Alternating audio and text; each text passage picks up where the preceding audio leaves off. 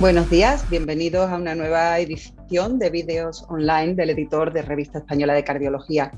Mi nombre es Pastora Gallegos, soy editor asociado de revista y hoy tenemos la fortuna de contar con nosotros con el doctor José Rodríguez Palomares del Servicio de Cardiología del Hospital Vall d'Hebron de Barcelona, primer autor del artículo que queremos comentar y que se titula Predictores de eventos adversos tras cirugía por insuficiencia tricuspidia grave. Estudio prospectivo con datos clínicos, de imagen y hemodinámicos. La insuficiencia tricuspidea va adquiriendo más y más importancia en las cardiopatías adquiridas en nuestro tiempo y nos gustaría, José, empezar preguntándote por qué consideras que vuestro estudio es importante y qué aporta respecto a lo previamente establecido. Bueno, en primer lugar, quería agradecer a la Revista Española de Cardiología, la verdad que haber seleccionado nuestro artículo para discutir en los vídeos del editor y a ti especialmente a Pastora pues, por la presentación de este artículo. Respecto a la pregunta, yo creo que el tema de la insuficiencia tricuspidia nos motivaba porque es un tema bastante candente en la actualidad. Es decir, sabemos que por un lado, la insuficiencia tricúspide asocia una gran mortalidad en pacientes si se hace un tratamiento conservador e incluso justamente porque se hace un tratamiento conservador a largo plazo, los resultados quirúrgicos son generalmente también pueden ser malos. Tiene una mortalidad operatoria que puede llegar entre la fase postoperatoria inmediata o más tardía hasta el 25% de los casos. Y el punto importante era intentar encontrar, o yo creo que es la duda más importante, es intentar encontrar cuándo es el momento óptimo para actuar en este tipo de pacientes. Actualmente ahora no solamente tenemos tratamientos quirúrgicos como tal, sino también tenemos tratamientos percutáneos no tan invasivos que se le pueden ofrecer al paciente y lo que interesa es buscar en qué momento, cuando se procede a este intervencionismo, realmente estamos en un momento en el cual vamos a hacer un impacto, vamos a mejorar realmente la supervivencia o el pronóstico de esta patología. Entonces, es buscar, o nuestro interés era buscar predictores que realmente nos permitieran encontrar el momento óptimo de intervención en pacientes con insuficiencia tricúspidea severa y que tuvieran indicación de tratamiento, como es nuestra población, solamente por su insuficiencia tricúspidea severa. Es decir, aunque fueran pacientes que hubieran sido intervenidos previamente, la indicación la basábamos solamente por su patología tricúspidea, que esto es bastante infrecuente actualmente el poder encontrar pacientes puros en la serie intervenidos por insuficiencia tricúspidea. Entonces, nosotros lo que descubrimos o lo que valoramos en ese trabajo es que de todos los marcadores que existen en esos pacientes, tanto desde el punto de vista clínicos como desde el punto de vista ecocardiográficos, de resonancia magnética y desde el punto de vista hemodinámico, es decir, de presiones, pues uno de los parámetros o los parámetros más importantes para predecir un buen resultado o buenos eventos en el seguimiento, pues justamente el no tener un ventrículo excesivamente remodelado, un ventrículo derecho excesivamente remodelado, porque cuando la dilatación ya es muy excesiva, sí que vemos que luego ya el beneficio en forma de insuficiencia cardíaca o en forma de mortalidad se reducen claramente y debemos de intentar avanzarnos a intervenir o a actuar antes de que ese ventrículo derecho esté mucho más remodelado. Muchas gracias, José. Y de acuerdo a vuestra experiencia, ¿qué protocolo de imagen recomendaríais en pacientes con insuficiencia tricúspide severa? Justamente en este trabajo lo que valorábamos es dos cosas, es decir, por una parte tener pacientes con indicación clara de cirugía que fueran solamente por la insuficiencia tricúspidea severa, pero además también pacientes que estuvieran seguidos y que fueran estudiados con un protocolo bastante específico para intentar buscar todos los biomarcadores que pudieran derivarse que realmente pudieran ser predictores de eventos de mortalidad o de insuficiencia cardíaca post-actuación. Y la verdad es que lo que nosotros observamos es que justamente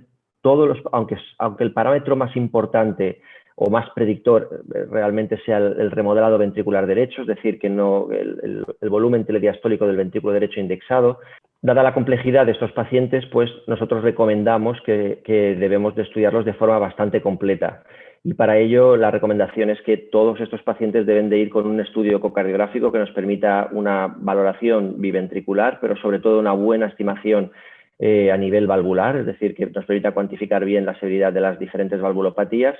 Todos estos pacientes tienen que tener una resonancia magnética porque es la exploración que nos permite determinar de forma más exacta los volúmenes y la fracción de eyección del ventrículo derecho. Y también todos esos pacientes también recomendamos que tengan un estudio de hemodinámica sobre presiones pulmonares con el fin de poder estimar todas las presiones capilares pulmonares, la presión arterial sistólica y diastólica, las resistencias pulmonares, porque muchas veces en estos pacientes, por el tema de tener una insuficiencia tricuspidea severa, masiva o torrencial, no podemos estudiar o estimar de forma correcta las presiones pulmonares mediante ecocardiografía. Por regla general, el paciente en el que nos planteamos intervención con una insuficiencia tricuspidea severa suele ser un paciente muy enfermo, en insuficiencia cardíaca congestiva, con una gran intolerancia al esfuerzo. ¿Piensas que estamos actuando demasiado tarde en el abordaje de esta patología? Pues la verdad es que yo creo que sí. Los hallazgos de nuestro estudio nos demuestran que evidentemente estamos llegando tarde y las evidencias que se están publicando últimamente también lo revelan así. Es decir, se está actuando realmente tarde cuando el ventrículo derecho ya está muy dilatado, muy remodelado y con poca capacidad de recuperación funcional.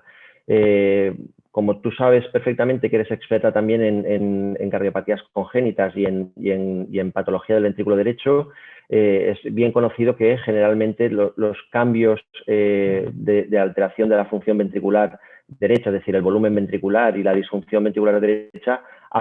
son mucho más anteriores a lo que realmente son la aparición de los síntomas en estos pacientes. De manera que cuando un paciente ya está muy sintomático, probablemente las cavidades derechas ya están muy dilatadas, muy remodeladas y con muy poca capacidad de recuperación. Por tanto, efectivamente, es decir, irnos hacia un ventrículo que todavía no está muy remodelado, pues evidentemente nosotros estamos convencidos y aquí lo que vemos es que actuando sobre un ventrículo derecho cuando aún está por debajo de los 110 mililitros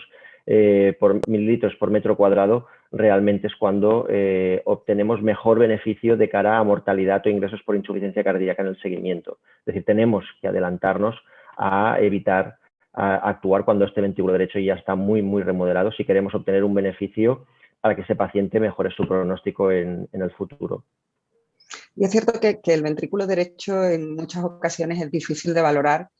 con las técnicas de imagen y con los parámetros de las técnicas de imagen que habitualmente utilizábamos para ello, sobre todo los que utilizábamos para valorar las cavidades izquierdas, ¿no? Y también es verdad que los procedimientos y las técnicas quirúrgicas y percutáneas están avanzando muy rápidamente. ¿Tú crees que estamos ya preparados para cambiar nuestra práctica clínica? Y en tu opinión, ¿cuál sería el momento óptimo para intervenir a estos pacientes? Evidencia de todo esto en las guías no hay todavía. Lo que sí que es verdad que cada vez hay más trabajos. Yo creo que ahí, si miramos lo que se ha publicado en los 2 últimos años, existe mucha literatura, yo creo ya, que apuntan mucho hacia que el remodelado ventricular derecho es uno de los parámetros más importantes en el pronóstico de pacientes con insuficiencia tricuspidea. Es verdad que aquí la diferencia que tenemos en este trabajo es que establecemos un punto de corte a partir del cual vemos que los pacientes, si se intervienen antes de ese punto de corte, no tienen ningún tipo de eventos adversos en el seguimiento y que si lo hacemos a posteriori, realmente la tasa de eventos adversos es mucho mayor.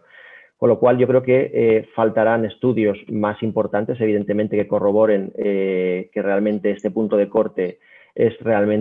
funciona realmente, porque es verdad que cuando nos basamos en series quirúrgicas, pues son pacientes que siempre se intenta demorar la cirugía por la alta mortalidad que tenían y es difícil encontrar una serie extensa, salvo que hagamos estudios multicéntricos, en la que podamos corroborar estos puntos de corte, que yo creo que es lo que haría. Pero evidentemente yo creo que sí que tenemos evidencia de que realmente debemos de acercarnos a estos 110 mililitros por metro cuadrado si queremos hacer un intervencionismo percutáneo, si queremos intentar que no hacer procedimientos que sean innecesarios porque luego no vamos a cambiar el pronóstico del paciente. Es decir, ir tarde lo único que vamos a hacer es hacer un intervencionismo sin mejorar realmente la sintomatología futura del paciente. Yo creo que ahora que tenemos otros mecanismos no invasivos, debemos de ser más precoces y actuar antes de que exista un remodelado importante. Aún no tenemos reflejo en las guías, pero yo creo que poco a poco hay más evidencia de que realmente esto en un futuro pueda cambiar y en un futuro cercano. Muchas gracias, José. Estaríamos muchísimo más tiempo discutiendo contigo sobre este tema tan interesante y sobre otros muchos. De nuevo te doy tu enhorabuena por este artículo que creo que realmente merece la pena para todos los lectores de Revista Española de Cardiología. Te doy también la enhorabuena por la impresionante trayectoria profesional que tiene vuestro grupo en investigación clínica y espero que en el futuro continuéis acordándoos de Revista Española de Cardiología a la hora de comunicar vuestros resultados. Muchas gracias. Muchas gracias a vosotros, de verdad, y especialmente a ti, Pastora.